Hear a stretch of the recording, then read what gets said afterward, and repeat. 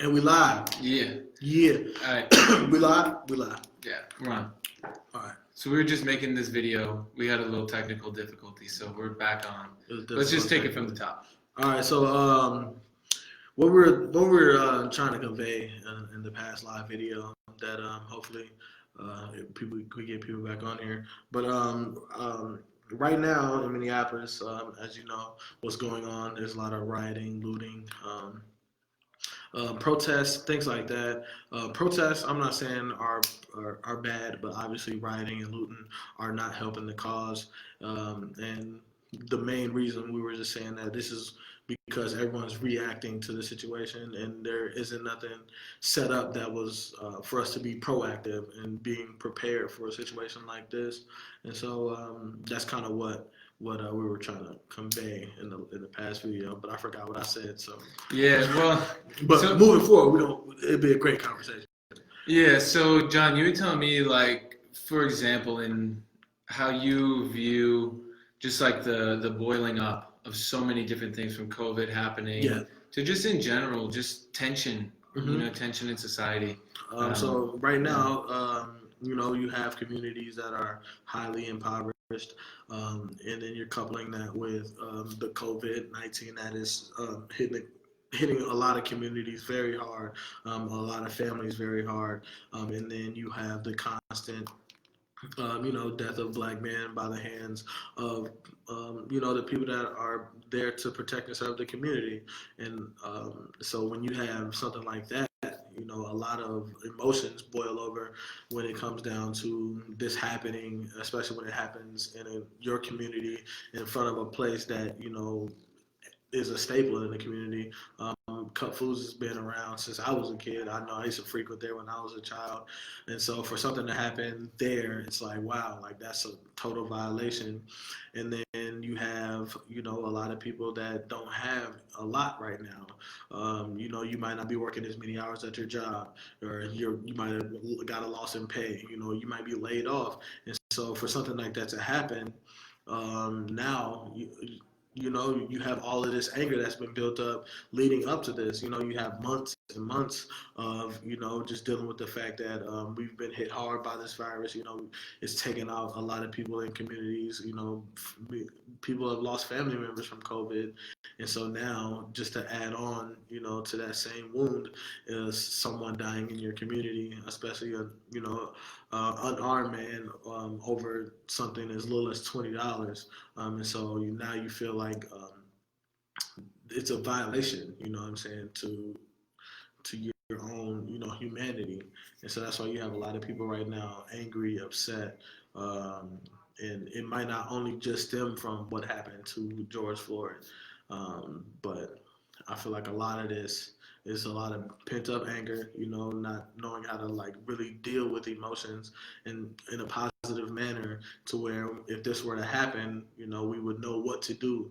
And so we were just kind of talking about ways that we can set up things to put in place so that when things like this do happen in our community, we know how to go about it, and we know how to exact justice without, doing the looting and the rioting, doing it in a manner where it's helpful to our community and not detrimental.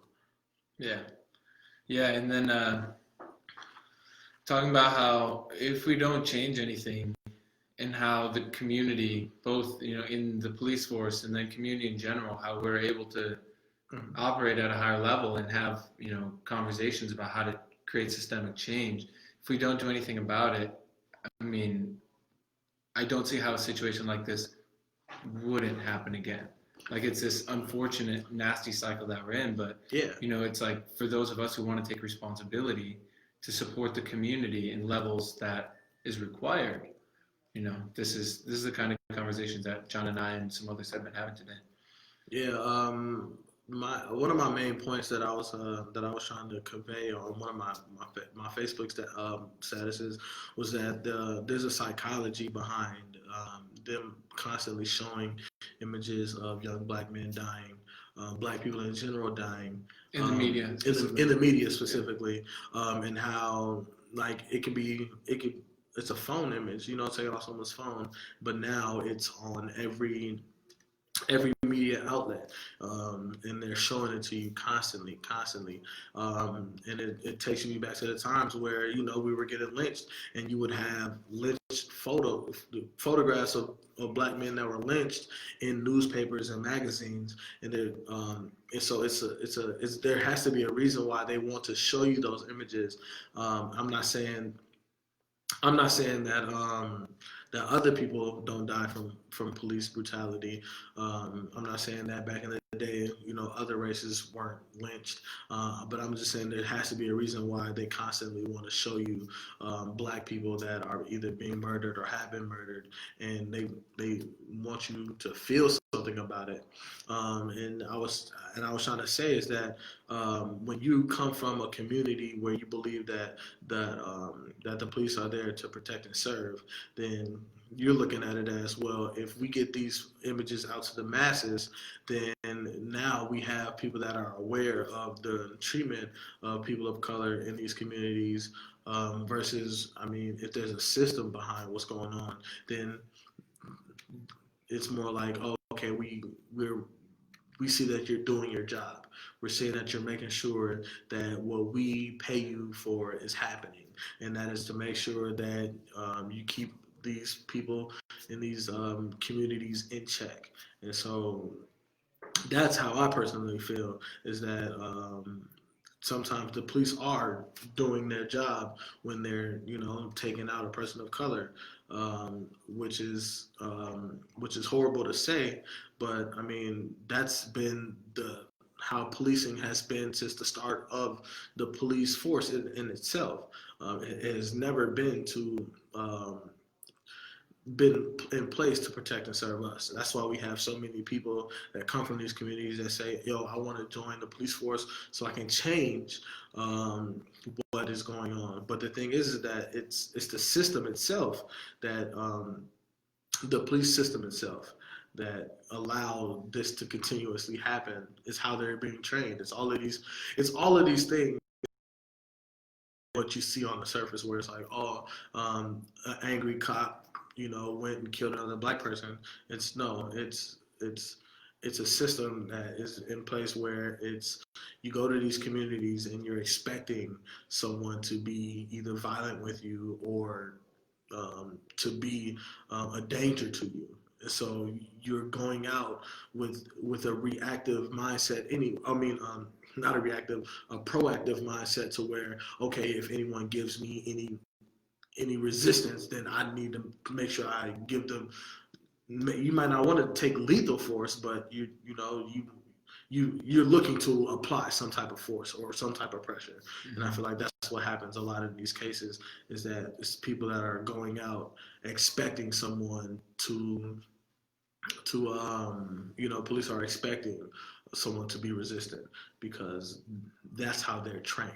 And so when you're trained, the fact that, hey, yo, you know what I'm saying, when you go to these communities, be on the lookout for people that may not want to be arrested. No one wants to be arrested, but like no one also wants to die as well. So I mean, majority of the time people are trying to comply as well as they can, but I mean, when you're already trying to exact force on someone, like maybe they're already in pain, maybe they're trying to let you know, like, hey, yo, like, you're hurting me right now, you know what I'm saying, these handcuffs are hurting, they're a little too tight. You never know what is going on in that person's mind, but with you being the person who is the authority, in a sense, your main focus should not be harming someone who just commit a crime.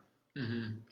Yeah, then we were also talking about practical next steps of looking at, mm-hmm. like, where do we go from here as a community?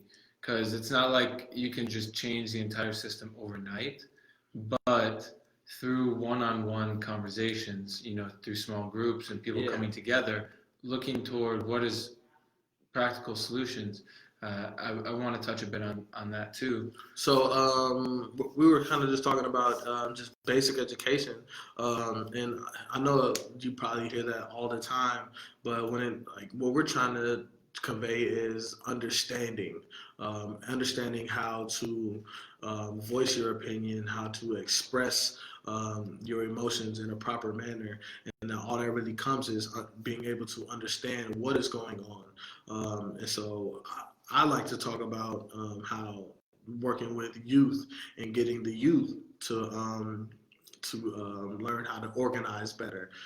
Because I mean, let's be honest, a lot of adults are the ones right now that are running rampant.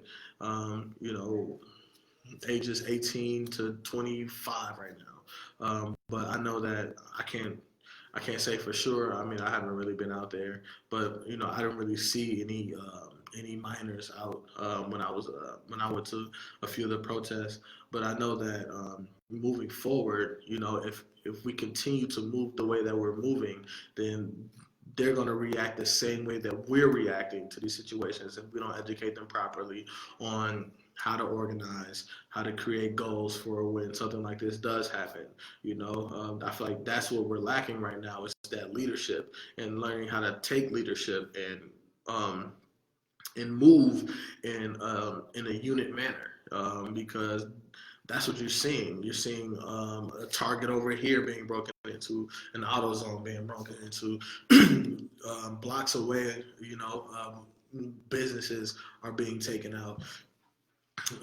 But if you're moving as a unit, even if your unit is looting, you're looting one place at a time, and it's not all happening at the same time. So that just shows you the unorganization of what's going on, and you will never get anywhere if all you're doing is reacting out of anger.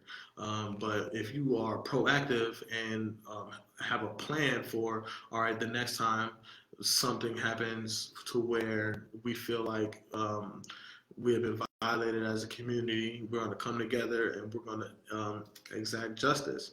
And so then what your demands are. You know that, hey, we are looking for these police officers to be arrested and placed on trial for the death of this man.